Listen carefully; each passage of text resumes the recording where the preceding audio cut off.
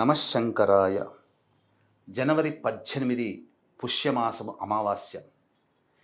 ఈ రోజున ప్రధానంగా వీక్షించేటువంటి ప్రేక్షకులు అందరూ కూడా తమ పూర్వీకుల రుణం, ముఖ్యంగా తల్లిదండ్రులు, తాత ముత్తాతల యొక్క రుణాన్ని తీర్చుకునే అవకాశం.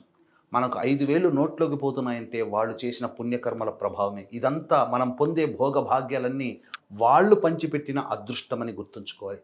కాబట్టి విధిగా మహాలయ అమావాస్యకి ఎంత గొప్ప ప్రాధాన్యత ఉంటుందో ఈ పుష్య అమావాస్యకి కూడా ఉంటుంది. కాబట్టి ఎవరైనా కానీ మనకు శాస్త్రంలో చెప్పబడినటువంటి నదీ తీరంలో కానీ, సాగర సంగమ ప్రదేశంలో కానీ ఎవరైతే పెద్దల కోసమే పిండ ప్రదానము, తర్పణాది కార్యక్రమాలు చేసి వస్త్రదానము చేస్తారో వారి యొక్క పైన 21 తరాలలో పితృదేవతలు అందరూ కూడా ఎవరైనా రౌరవాది నరక కూపంలో పడి బాధపడుతుంటే వాళ్ళందరికీ కూడా స్వర్గాధిపత్యము పొందే పుణ్య ఫలితాన్ని ఈ వారసులు అందించిన వాళ్ళు అవుతారు. ఇంతటి అవకాశాన్ని ఎవ్వరూ మిస్ చేసుకోకండి. జనవరి 18 పుష్యమాసము అమావాస్య రోజున అవకాశం ఉంటే మీరు చేయండి.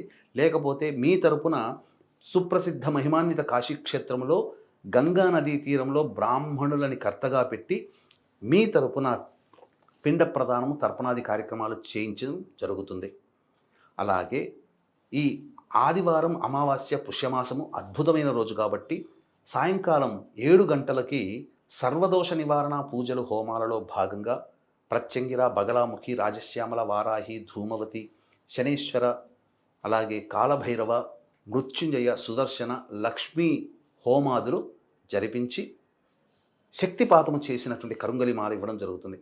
అవకాశం ఉన్న వాళ్ళు సాయంకాలం 7 గంటల లోపల జనవరి 18 ఈ లోపల స్క్రీన్పై కనిపిస్తున్న నెంబర్కి కాంటాక్ట్ చేసి మీ గోత్రనామాదులు నమోదు చేసుకోవచ్చు.